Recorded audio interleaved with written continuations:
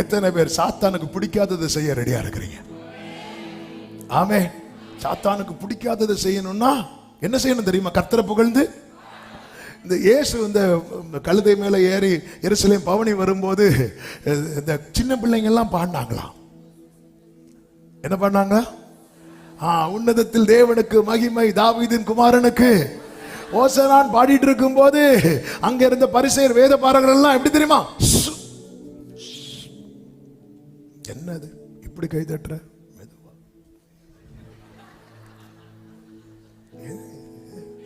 பிடிக்காது, பிடிக்காது.